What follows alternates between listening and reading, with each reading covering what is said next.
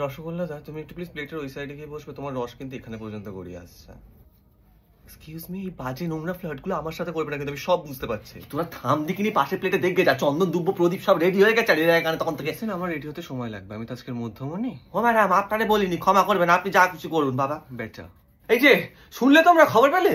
কি খবর পাবো? আরে এই বাড়ির মেয়েটা ওই শুকনো ফল আর চকলেট দিয়ে বলছে এবছর ভাইফোঁটা দেবে।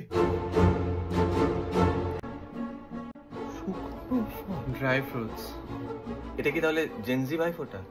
তাই আমাদের 5 রকমের মিষ্টি ছাড়া ফোঁটা হবে কি করে শুনি? আরে ফোঁটাটাই আসল আমাদের ছেড়ে এখন যদি কেউ শুকনো ফলে মিষ্টতা খোঁজে আপনি কি বলবেন, কি করবেন আপনি?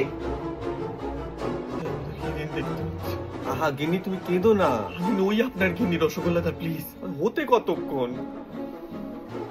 আচ্ছা, তোমাদের জটলা পটলা হয়ে গেলে আমি একটু বলবো আমি কি করবো, বিকজ আমার তো অনেক জায়গায় স্পেশাল অ্যাপিয়ারেন্স থাকে, এখানে টাইম ওয়েস্ট করলে তো হবে না। এই মেয়ে তুই থাকবি, আমাদের অস্তিত্ব বিপাকারী এখন, তখন থেকে বিপরীত ওখান থেকে। আমাদের কিছু একটা কিন্তু করা উচিত। ঠিক বলেছেন, আমাদের প্রতিবাদ কিন্তু করতেই হবে। হ্যাঁ, আমার গিন্নির অপমান আমি সহ্য করবো না। চলো রসগোল্লাটা, আমি নই আপনার গিন্নি, তুমি হ্যাঁ বললেই হয়ে যাবে। আরে দাদা চলুন তো, প্রেম করছে তখন থেকে। চলো চলো চলো চলো, সবাই চলো চলো চলো সবাই চলো, এই মেয়ে চ প্রতিবাদ করবি, চ চ চ। চলুন।